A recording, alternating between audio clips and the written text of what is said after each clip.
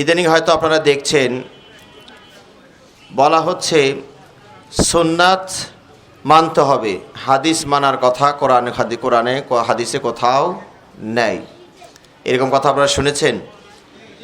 অনেকেই বলছেন এবং বক্তারাই বলছেন যে হাদিসে সুন্নাহ। আমি একজন বক্তব্য শুনলাম, তিনি আল্লাহর কসম খেয়ে বলছেন যে কোনো একটা হাদিসে ওই কথা বলা হয়নি যে হাদিসকে আঁকড়ে ধরো, বরং বলা হয়েছে সুন্নাতকে আঁকড়ে ধরো।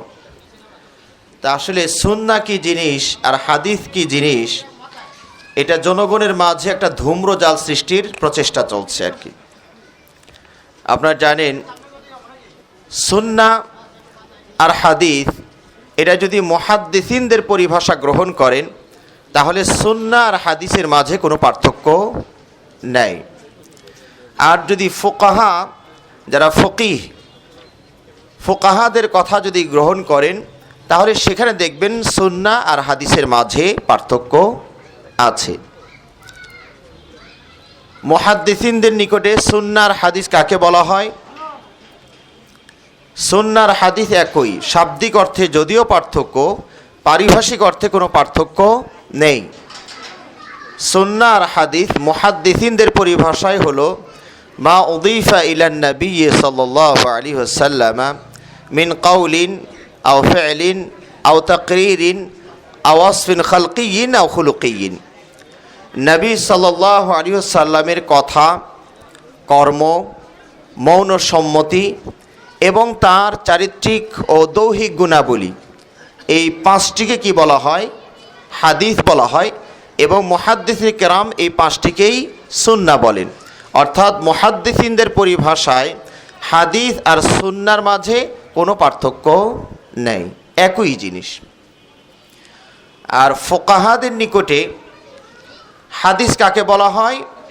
মুহাদ্দিসিনদের নিকটে যেটা হাদিস, ফুকাহাদের নিকটেও সেটাই হাদিস। মা উদিফা ইলান নবী সাল্লাল্লাহু আলাইহি ওয়াসাল্লাম মিন কাউলিন আও ফি'লিন আও তাকরীরিন আও ওয়াসফিন খালকিয়্যিন আও খুলুকিয়্যিন, যেটা আমি আগে অনুবাদ আপনাদেরকে করেছি। আর ফুকাহাদের নিকটে সুন্নাহ কাকে বলা হয়? সুন্নাহ বলা হয় মা আমারা বিহি শারি' লা আলা ওয়াজহিল ইলজাম। মা আমারা বিহি শারি' লা আলা ওয়াজহিল ইলজাম, অর্থাৎ শরীয়ত প্রণেতা কোনো একটা আদেশ করেছেন কিন্তু সেটা বাধ্যতামূলক নয়, করাটা উদ্বুদ্ধ করেছেন, কিন্তু আদেশটা বাধ্যতামূলক করতেই হবে এভাবে বলা হয়নি। অর্থাৎ সুন্নাহ আরও চেনার জন্য যেভাবে বলা যেতে পারে সেটা হলো যে মা উসিবা ফাইলুহু ওয়ালা ইউআকাবু তারিকুহু। সুন্নাহ হচ্ছে ওই সকল কথা কর্ম যেগুলো পালন করলে সওয়াব পাওয়া যাবে, পালন না করলে গুনাহ হবে না, তিরস্কৃত হবেন, গুনাহ হবে না। আমি কি আপনাদেরকে বুঝাইতে পারছি? হয়তো বা অনেকে অন্যমনস্ক আছেন মনে হয়, সালাতেরও সময় হয়ে যাচ্ছে। তো আমি বলতে চাচ্ছি ফুকাহাদের নিকটে সুন্নাহটা হচ্ছে শরীয়তের যে পাঁচটা বিধান আছে তার মধ্যে হতে একটি বিধানের নাম। দেখুন, শরীয়তের নিকটে ইসলামে পাঁচটা বিধান আছে। একটা হলো ফরজ, যা অবশ্যই পালন করতে হবে। সহজ ভাষায় আপনাদের জন্য বলি, এর বিপরীতে আছে হলো হারাম, যা অবশ্যই বর্জন করতে হবে। এবার আসি সুন্নাত, যা করলে সওয়াব পাবেন, না করলে গুনাহ নাই। এর বিপরীতে আসবে মাকরুহ, যা ছাড়লে সওয়াব হবে, করলে গুনাহ নাই। যেমন কাঁচা পেঁয়াজ কেউ খেলেন না, যেহেতু এটা হাদিসে আপত্তি করা হয়েছে, উনি খেলেন না, তাহলে উনি কি পাবেন? এই পেঁয়াজ না খাওয়ার কারণে, যেহেতু হাদিসে একটু আপত্তি করা হয়েছে, এই না খাওয়ার কারণে উনি সওয়াব পাবেন। কিন্তু যদি খেয়ে ফেলেন, গুনাহগার হবেন না, একটু তিরস্কৃত হবেন যে আপনি একজন আলেম মানুষ, এই কাঁচা পেঁয়াজ এইভাবে হাদিসে নিষেধ তো একটু আছেই, তো আপনি এভাবে খেয়ে ফেললেন, একটু ভর্ৎসনা, একটু নিন্দা জ্ঞাপন হবে, কিন্তু কোনো গুনাহ হবে না। মাঝখানে যেটা থাকলো সেটা হলো মুবাহ, জায়েজ, যেটা করা না করা উভয়ই সমান, এটা নিউট্রাল যেটাকে আপনারা বলেন, করলেও করা যায়, না করলেও সমস্যা নাই। এই পাঁচটা বিষয়কে ফুকাহাদের নিকটে আহকাম আর তাকলিফিয়া বলা হয়। আল্লাহর পক্ষ থেকে এই পাঁচটা বিধান বান্দার উপরে আরোপ করা হয়েছে। তাহলে সুন্নাহ বলা হয় কাকে? ফুকাহাদের নিকটে সুন্নাহ হলো ওটা যেটা পালন করলে সওয়াব পাবেন, যদি কেউ ছেড়ে দেয় গুনাহগার হবেন না, তিরস্কৃত হবেন। এখন আমাদের ভাইয়েরা যারা বলছেন যে হাদিস মানার কথা নাই, সুন্নাহ মানার কথা আছে, তো ফুকাহাদের যেটা সুন্নাহ সেটা সাব্যস্ত হয় কি দিয়ে বলুন তো দেখি?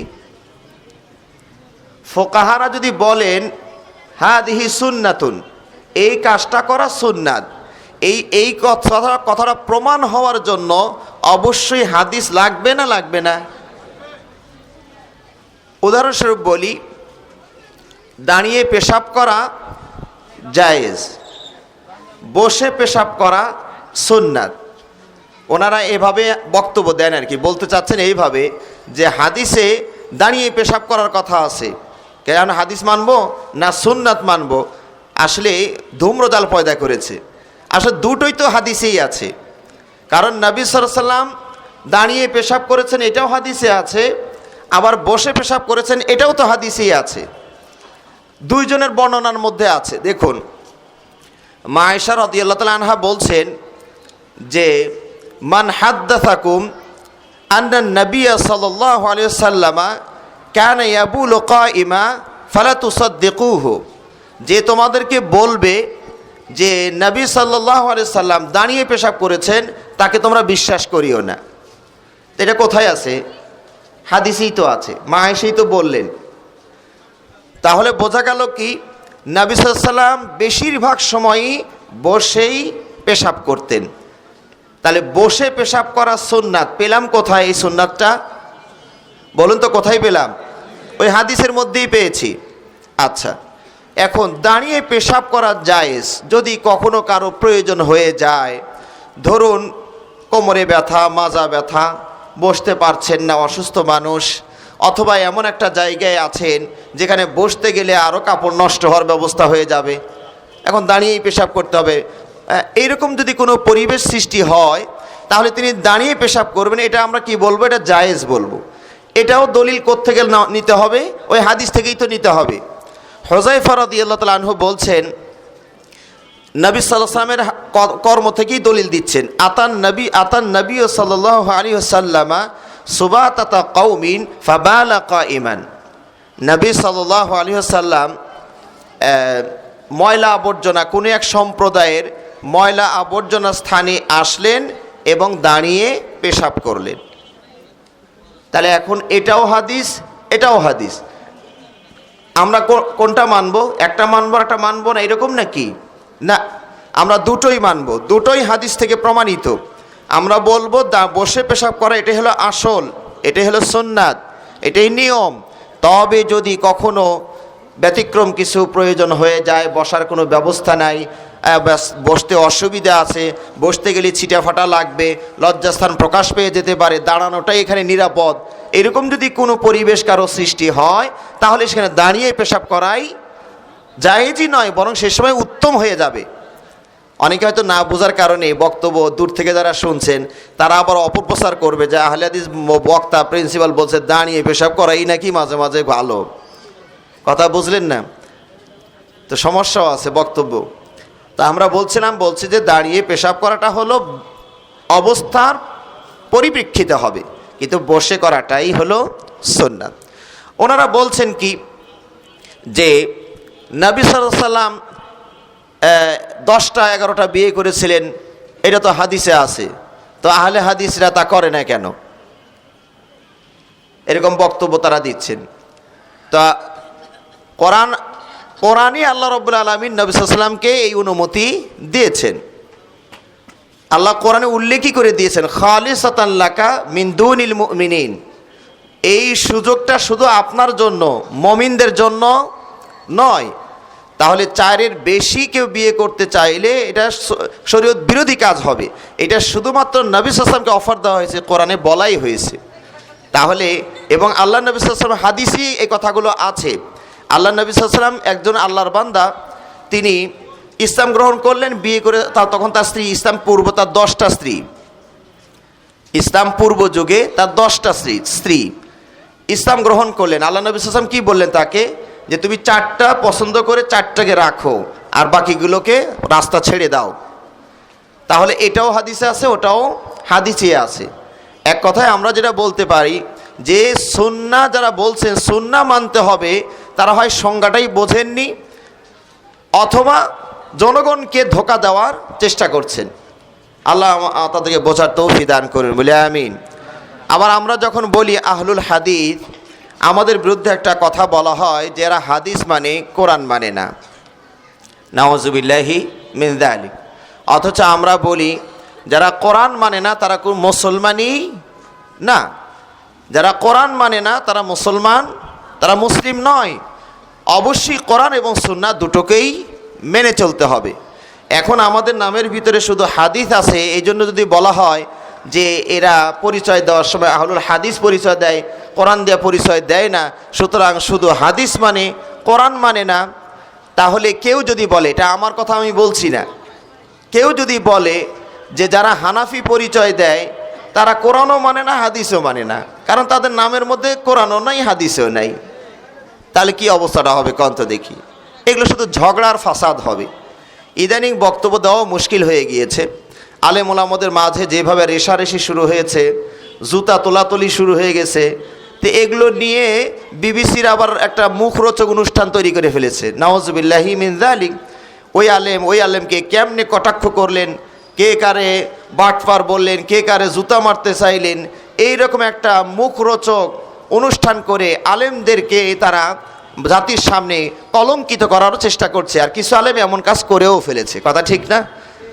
আসলে কেউ কোনো ভুল বলে ফেললে কোরআন এবং হাদিসের ভাষায় দেখুন তো, তাকে শুধরানোর জন্য, সংশোধন করার জন্য এইরকম জুতা তোলার, এরকম মানে খারাপ ভাষা প্রয়োগ করার কোনো দলিল কোরআন এবং সুন্নাহয় আছে নাকি? মুসা আলাইহিস সালাতু ওয়াস সালামকে আল্লাহ রাব্বুল আলামিন ফিরাউনের কাছে যখন পাঠাচ্ছিলেন, মুসা আলাইহিস সালাতু ওয়াস সালামকে ফিরাউনের কাছে পাঠাচ্ছিলেন, এটা মানে কি? মানে হলো পৃথিবীর ওই যুগের সর্বশ্রেষ্ঠ একজন মানবকে পাঠানো হচ্ছে সর্বনিকৃষ্ট একটা মানবের কাছে, কথা ঠিক না? মুসা আলাইহিস সালাতু ওয়াস সালাম সর্বোৎকৃষ্ট একজন ব্যক্তি ওই যুগের, আর ফিরাউন হলো ওই যুগের সর্বনিকৃষ্ট ব্যক্তি। কারণ কেউ এই দাবি করেনি যে আমি সবচেয়ে বড় রব, ফিরাউন এটা দাবি করেছে, শয়তানের দাবি করে নাই, শয়তানের দাবি করেনি, কিন্তু ওই ফিরাউনের মুখ দিয়ে বের করেছে, মা আলিমতু লাকুম মিন ইলাহিন গায়রি, আমি ছাড়া কোনো ইলাহ আছে আমি জানিই না। এই মানে দৃষ্টতাপূর্ণ বক্তব্য ফিরাউন দিয়েছে। তাহলে সর্বোৎকৃষ্ট ব্যক্তিকে সর্বনিকৃষ্ট একজন ব্যক্তির কাছে পাঠানো হচ্ছে, তারপরও রব্বুল আলামিন তর্জন গর্জন করতে বলেন নাই। কি বলেছেন? ফাকুলা লাহু কাওলান লাইয়িনা, ও মুসা আর হারুন। আর আপনারা জানেন তো মুসার আগে নবী কি করতে গিয়ে কি করে বসে, সেও তো একটা চিন্তার বিষয়। এই জন্য আল্লাহ রাব্বুল আলামিন আগেই সাবধান করে দিলেন, ফাকুলা লাহু কাওলান লাইয়িনা, এই মুসা এবং হারুন তার সাথে তোমরা নরম নরম ভাষায় কথা বলবে। সুবহানাল্লাহ। তাহলে এই যুগের আলেমরা কি ফিরাউনের চেয়েও বেশি খারাপ হয়ে গেল যে আর এক আলেম তাকে এত নোংরা নোংরা ভাষা ব্যবহার করবেন? ফিরাউনও তো আল্লাহর কাছ থেকে একটা ভালো অফার পেয়েছিল যে মুসা তুমি তার সাথে ভালো ভাষায় ভদ্র ভাষায় কথা বলবে, কিন্তু এখন কি শুরু হলো এগুলো? নাউজুবিল্লাহি মিন যালিক। আল্লাহ এর থেকে আমাদেরকে রক্ষা করবে বলে আমিন। সম্মানিত ভাইরা, আমরা বলছি আহলুল হাদিস এটা কোনো ব্যক্তি কেন্দ্রিক নাম নয়, এটা হচ্ছে একটা বৈশিষ্ট্যগত নাম। যারা কোরআন এবং সুন্নাহ মেনে চলেন তাদেরকে কি বলা হয়? আহলুল হাদিস বলা হয়। কারণ হাদিস মানে কোরআন, হাদিস মানে হাদিসও। কারণ দেখুন কোরআনে আল্লাহ রাব্বুল আলামিন কোরআনকেই হাদিস বলেছেন, কোরআনে কোরআনকে হাদিস বলা হয়েছে। আল্লাহু নাজ্জালা আহসানাল হাদিস, আল্লাহ উত্তম হাদিস নাজিল করেছেন। তাহলে এই কোরআনকে আল্লাহ রাব্বুল আলামিন কি নাম দিলেন বলুন তো? হাদিস। আল্লাহু নাজ্জালা আহসানাল আল হাদিস, আল্লাহ উত্তম হাদিস অবতীর্ণ করেছেন। তাহলে এই কোরআনকে আল্লাহ নাম দিলেন, এটার একটা নাম হলো আল হাদিস। এবং আরও আয়াতে বলা হয়েছে ফাবি আইয়ি হাদিসিন বা'দাহু ইউমিনুন, এই হাদিসের পরে আর কোন হাদিসের প্রতি তারা ঈমান আনবে? তাহলে কোরআনকে কি নামে পরিচয় করে দিল? হাদিস। এই কোরআনে নবী সাল্লাল্লাহু আলাইহি সাল্লামের বাণীকেও হাদিস বলা হয়েছে। ওয়াইদ আসররান নাবিয়্যু ইলা বা'দি আজওয়াজিহি হাদিসা, হাদিস ব্যাকরণের কারণে হাদিসা পড়তে হয়েছে। তাহলে ওয়াইদ আসররান নাবিয়্যু, যখন নবী সাল্লাল্লাহু আলাইহি সাল্লাম তার কতিপয় কোনো এক বিবির কাছে কিছু কথা গোপন রাখলেন, কিছু হাদিস গোপন রাখলেন, তাহলে নবী সাল্লাল্লাহু আলাইহি সাল্লামের কথাকে কোরআন কি বলে পরিচয় করে দিল? হাদিস। এবার দেখুন নবী সাল্লাল্লাহু আলাইহি সাল্লাম তার ভাষাতে কোরআনকে হাদিস বলছেন। আম্মা বা'দ ফাইন্না খায়রাল হাদিসি কিতাবুল্লাহ। প্রত্যেক খুতবায় আল্লাহ নবী সাল্লাল্লাহু আলাইহি সাল্লাম এই কথাটা উল্লেখ করতেন, আম্মা বা'দ ফাইন্না খায়রাল হাদিস, শ্রেষ্ঠ হাদিস হলো কোনটা বলুন? আল্লাহ নবী সাল্লাল্লাহু আলাইহি সাল্লাম ভাষাতে কোরআনকে বলা হলো শ্রেষ্ঠ হাদিস। আবার নবী সাল্লাল্লাহু আলাইহি সাল্লাম তার নিজের বাণীকেও কি বলেছেন? হাদিস বলেছেন। মান হাদ্দাসা আন্নি হাদিসান ইউরা আন্নাহু কাযিবুন ফাহুয়া আহাদুল কাযিবিন বা কাযিবাইন, যেটাই হোক, নবী সাল্লাল্লাহু আলাইহি সাল্লাম বলছেন যে আমার কাছ থেকে কোনো হাদিস বর্ণনা করলো অথচ সে জানে এটা মিথ্যা, তাহলে সে মিথ্যুকদের অন্তর্ভুক্ত। এই সব কিছু দলিলের আলোকে বোঝা গেল হাদিস মানে কোরআন, হাদিস মানে সুন্নাহ। কথা বুঝতে পেরেছেন? সুতরাং আহলুল হাদিস এক ঢালে দুই পাখি মেরেছে, শব্দটা শর্ট হয়ে গিয়েছে। আর হাদিস মানে কোরআন, হাদিস মানে যেটা নবী সাল্লাল্লাহু আলাইহি ওয়াসাল্লামের বাণী, ওটা সুন্নাহ বলি আর হাদিস বলি। তাহলে আহলুল হাদিস মানে কি? যারা কোরআন এবং সুন্নাহ মেনে চলবেন। সম্মানিত ভাইরা, এই সুন্নাতের গুরুত্ব অপরিসীম। আমল কবুলের জন্য দুটো শর্ত রয়েছে। আমল কবুলের জন্য যত আমল করছেন, যত কষ্ট করে আমল করছেন, এই আমলটা আল্লাহর কাছে মঞ্জুর হওয়ার জন্য শর্ত আছে, দুটো শর্ত। সেটা হলো কি? এক নম্বর শর্ত হলো আমলটা শুধুমাত্র আল্লাহকে রাজি খুশি করার জন্যই করবেন। দুই নম্বর শর্ত হলো এই আমলটার আদায়ের পদ্ধতি অবশ্যই অবশ্যই অবশ্যই মুহাম্মদ সাল্লাল্লাহু আলাইহি সাল্লামের বাতলানো পন্থায় পদ্ধতিতেই হতে হবে। আপনি একটা টেইলার্সে জামার অর্ডার দিয়েছেন, আপনি আপনার জন্য সুন্দর করে মাপ দিয়ে আসছেন। এখন যদি সে হাতা একটা এরকম শর্ট করে আর একটা লম্বা করে দিয়েছে, এই জামা আপনি নেবেন না দর্জিকে বলবেন এটা তুমি পরো, আমার আর একটা দিও? কারণ আপনি শর্ত যেটা দিয়েছেন সেই শর্ত অনুযায়ী কাপড়টা তৈরি হয় নাই। আচ্ছা, দর্জি যদি খুশি হয়ে নিজে থেকে কাপড় কিনা দুই হাত ঠিকই দিয়েছে, বুকের উপর যদি আরেকটা হাত দিয়ে দেয়, কয় এটা আপনার টাকাতে দেই নেই, আমার টাকায় দিয়েই দিছি, কাপড়ও আমারই, খরচ যা গেছে আমারই গেছে, এই জামা আপনি নেবেন? বুকের উপর আরেকটা হাত দিয়ে দিয়েছে, অথবা বগলের নিচ দিয়ে এই নিচ দিয়ে আরও দুইটা করে হাতা দিয়ে দিয়েছে, এই জামা আপনি নেবেন? হ্যাঁ, তাহলে বোঝা গেল কি আপনি যে শর্তে জামা বানাইতে বলবেন সেই শর্তে জামা বানিয়ে দিলে আপনি নেবেন, কম করলেও নেবেন না, বেশি করলেও নেবেন না। তো আল্লাহ আমল আপনার কাছে চেয়েছেন, এমনি চাননি যে তোমার মন মতো করে দাও তাহলেই হবে না। আল্লাহ আপনার কাছে আমল চেয়েছেন এবং শর্ত দিয়েছেন, এই আমলটা একমাত্র আমাকে রাজি খুশি করার জন্যই করবা, এবং পদ্ধতিটা কোনো পীর, কোনো বুজুর্গ, কোনো অলি, কোনো আউলিয়া, কোনো গাউস, কোনো কুতুব ইত্যাদি ইত্যাদি তাদের তরিকা অনুযায়ী হইলে আল্লাহ কিন্তু কবুল করবেন না। অবশ্যই কার তরিকায় হতে হবে? মুহাম্মদ সাল্লাল্লাহু আলাইহি ওয়াসাল্লামের তরিকায় হতে হবে।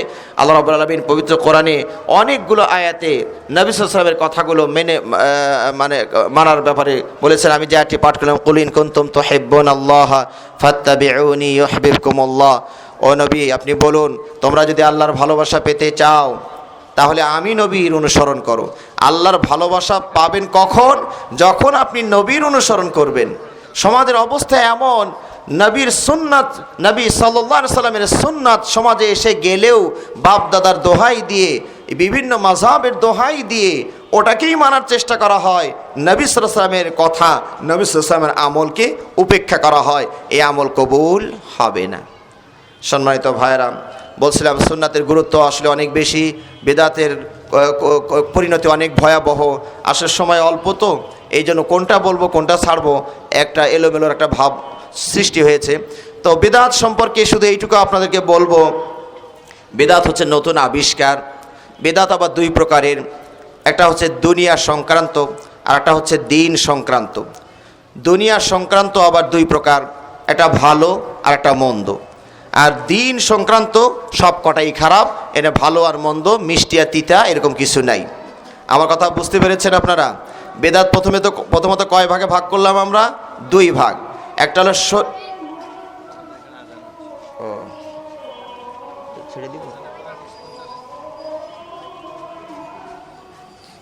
দুনিয়া সংক্রান্ত, মানে এমন কিছু আবিষ্কার এখন হয়েছে যেটা নবী সাল্লাল্লাহু আলাইহি ওয়াসাল্লামের যুগে ছিল না। যেমন fan, AC, fridge, plane, Honda, private car, tiles, mosaic, building, এই যে এগুলো জিনিসগুলো নবী সাল্লাল্লাহু আলাইহি ওয়াসাল্লামের যুগে এগুলো ছিল না, এখন এগুলো আছে। তো এগুলোকে আমরা, এটা হচ্ছে দুনিয়া সংক্রান্ত। এটা যদি ভালো কাজে ব্যবহার করা হয় তাহলে ভালো, আর যদি মন্দ কাজে ব্যবহার করা হয় তাহলে এটা মন্দ। মন্দর মধ্যে যেমন ধরুন সিনেমা, এগুলো নবী সাল্লাল্লাহু আলাইহি ওয়াসাল্লামের যুগে ছিল না, এখন পাওয়া গেছে, কিন্তু সেগুলো খারাপ কাজে ব্যবহার করা হচ্ছে, নাচ, গান, ড্যান্স, নগ্নতা। তাহলে এই বিদআতগুলো দুনিয়া সংক্রান্ত, এই বিদআতগুলো খারাপ। আর যে আবিষ্কারমূলক করা হয়েছে মানুষের কল্যাণের জন্য, সেগুলো ভালো। কারণ আল্লাহ নবী সাল্লাল্লাহু আলাইহি ওয়াসাল্লামের যুগের পরে যে আরও নতুন নতুন কিছু সৃষ্টি করবেন, এটা আল্লাহ কোরআনে বলে দিয়েছেন, ওয়ায়াখলুকু মা লা তা'লামুন।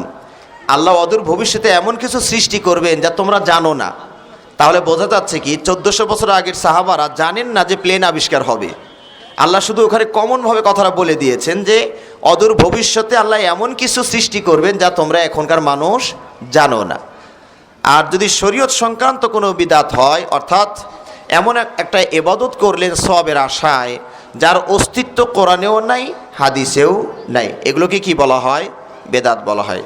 সম্মানিত ভাইয়েরা, আমাদের আশপাশের যে ভাইয়েরা আছেন, মায়েরা, বোনেরা আছেন, তাদের প্রতি আমাদের উদাত্ত আহ্বান হচ্ছে, আমরা পড়াশোনা করি, কোরআন এবং সুন্নাহ নিজে পড়ার চেষ্টা করি।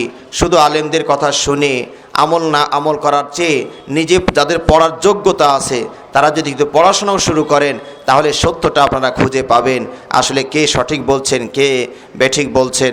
আমরা আহলুল হাদিসরা আলহামদুলিল্লাহ আমাদের মনোভাবটা এই দিক দিয়ে উদার, যে যদি আমাদের আমলের ভিতরে কেউ যদি প্রমাণ করে দিতে পারেন যে কোরআন সুন্নাহয় এই আমলটা আপনাদের নাই, আমরা আহলুল হাদিসটা একটা আমল করি যার প্রমাণ কোরআন এবং হাদিসে নাই, এরকম যদি কেউ প্রমাণ করতে পারেন, আমরা সঙ্গে সঙ্গে সেটা কি করি?